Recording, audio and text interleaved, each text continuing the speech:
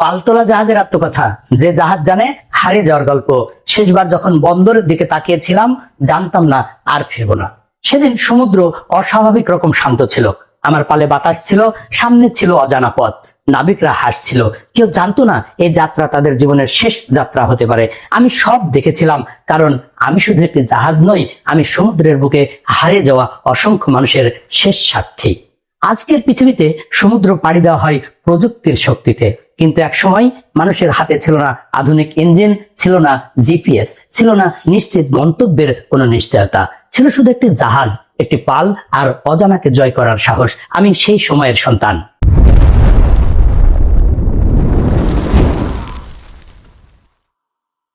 আমার শরীর তৈরি হয়েছিল কাঠ দিয়ে, কিন্তু আমার ভেতরে ঢুকেছিল মানুষের স্বপ্ন।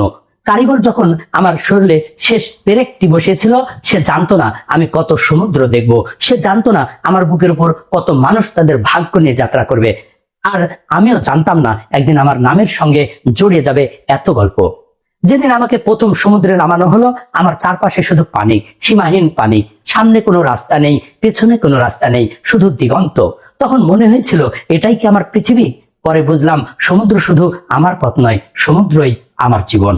আমার কোনো ইঞ্জিন ছিল না, আমার হৃদয় স্পন্দন ছিল বাতাস। বাতাস যখন আমার পালে এসে লাগতো, আমার পুরো শরীর যেন জীবন্ত হয়ে উঠতো।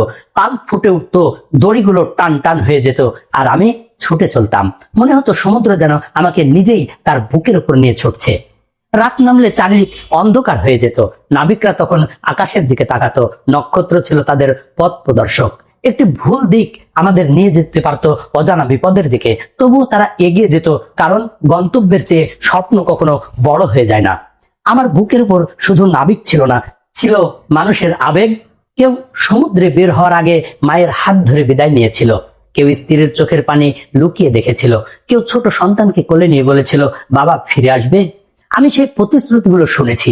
অনেক প্রতিশ্রুতি সত্যি হয়েছে, আবার কিছু প্রতিশ্রুতি সমুদ্রের বুকেই হারিয়ে গেছে। এক রাতে হঠাৎ সমুদ্রের চেহারা বদলে গেল। আকাশ কালো, বাতাস পাগলের মতো ছুটছে, ঢেউ একের পর এক আমার শরীরে আঘাত করছে। আমার পাল ছিঁড়ে যেতে চাইছে, মাস্তুল প্রচন্ড ভাবে কাঁপছে, নাবিকরা দড়ি আঁকড়ে ধরে আছে। আমি বুঝতে পারছিলাম এবার হয়তো শেষ। কিন্তু তখনই ক্যাপ্টেনের কণ্ঠ শুনলাম, কেউ হাল ছাড়বে না। সেই একটি বাক্য আমার ভেতরে যেন নতুন শক্তি এনে দিল। আমি লড়লাম, ঢেউয়ের সঙ্গে লড়লাম, বাতাসের সঙ্গে লড়লাম, মৃত্যুর সঙ্গে লড়লাম, আর শেষ পর্যন্ত সকাল হলো। আকাশে সূর্য উঠেছিল, সমুদ্র আবার শান্ত। আমার পাল ছেঁড়া, শরীরে আঘাতের চিহ্ন, কিন্তু আমি তখনও ভাসছি। আমার বুকে নাবিকরা ক্লান্ত হয়ে বসেছিল, কেউ কথা বলছিল না, শুধু সূর্যের দিকে তাকিয়েছিল। সেদিন আমরা বুঝেছিলাম, ঝড় যত বড়ই হোক, তারপরেও সকাল আসে। দীর্ঘ দিন পর যখন বন্দরের আলো দেখা গেল, আমার বুকের মানুষগুলো আনন্দে ভরে উঠলো। কেউ নিজের পরিবারের কথা ভাবলো, কেউ চোখ মুছলো, কেউ বলল আর একটু, তারপর বাড়ি। আমি ধীরে ধীরে বন্দরের দিকে এগিয়ে গেলাম। ঘাটে দাঁড়িয়েছিল অসংখ্য মানুষ। কেউ অপেক্ষা করছিল স্বামীর জন্য, কেউ বাবার জন্য, কেউ সন্তানের জন্য, কেউ ভাইয়ের জন্য। সেদিন বুঝেছিলাম একটি জাহাজ শুধু মানুষ বহন করে না, বহন করে অপেক্ষাও। তবে সব জাহাজ ফিরে আসেনি। কিছু জাহাজের জন্য বন্দরে অপেক্ষা চলছে বছরের পর বছর। ঘাটে কেউ এসে দাঁড়িয়েছে, দিগন্তের দিকে তাকিয়েছে, কিন্তু জাহাজ আসেনি। কেউ হয়তো আশা ছাড়েনি, আবার কেউ একদিন চোখের পানি মুছে বুঝে নিয়েছে সে আর ফিরবে না। আমি জানি সেই অপেক্ষার কষ্ট, কারণ সমুদ্রের কাছে অনেক মানুষের গল্প জমা আছে। আমার পালে ভর করে মানুষ অজানা জলপথ পাড়ি দিয়েছে, নতুন বন্দর খুঁজেছে, বাণিজ্য পথ তৈরি করেছে, দূর দেশের মানুষের সঙ্গে যোগাযোগ স্থাপন করেছে। আমরা পৃথিবীকে আরো কাছে নিয়ে এসেছিলাম, কিন্তু সেই যাত্রার সঙ্গে ছিল বিপদ, সংঘাত এবং অনেক ত্যাগের গল্প। ইতিহাসের পাতায় আমাদের গৌরব লেখা আছে, আমার সমুদ্রের গভীরে লুকিয়ে আছে অনেক অশ্রু। আজ যদি কোনো শিশু আমার দিকে তাকিয়ে জিজ্ঞেস করে, তুমি কিভাবে চলতে, আমি হয়তো বলবো বাতাসে। সে হয়তো অবাক হয়ে বলবে, শুধু বাতাসে? হ্যাঁ, শুধু বাতাসে, আর মানুষের সাহসে। আমি পালতোলা জাহাজ। আমি দেখেছি মানুষ কিভাবে অজানাকে ভয় পেয়েও তার দিকে এগিয়ে গেছে। আমি দেখেছি বিদায়ের অশ্রু, আমি দেখেছি ফিরে আসার আনন্দ, আমি দেখেছি ঝড়ের ভয়াবহতা, আমি দেখেছি ভালোবাসার অপেক্ষা, আর দেখেছি মানুষের স্বপ্ন কতটা শক্তিশালী হতে পারে। আজ আপনাকে একটা কথা বলতে চাই।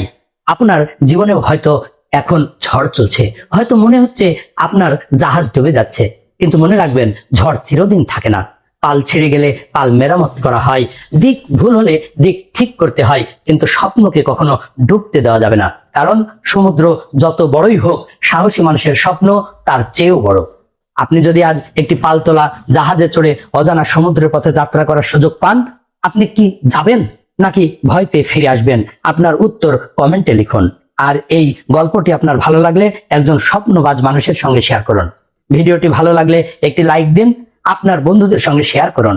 আর ইতিহাস, অনুভূতি, মানুষ ও জীবনের অজানা গল্প শুনতে আত্মকথার পেজটি ফলো করে রাখুন। যারা ইউটিউব থেকে দেখছেন তারা এখনই চ্যানেলটি সাবস্ক্রাইব করে পাশে থাকা বেল আইকনটি অন করে দিন। মনে রাখবেন, পালতোলা জাহাজ একদিন থেমে যায়, কিন্তু তার যাত্রার গল্প সমুদ্র কখনো ভুলে যায় না। আমি ছিলাম একটি জাহাজ, আমার পাল আজ হয়তো আর বাতাসে ওড়ে না, কিন্তু আমার গল্প আজও সমুদ্রের প্রতিটি ঢেউয়ের সঙ্গে ভেসে বেড়ায়। আবার দেখা হবে নতুন কোনো আত্মকথা নিয়ে। সে পর্যন্ত ভালো থাকুন। আল্লাহ হাফেজ।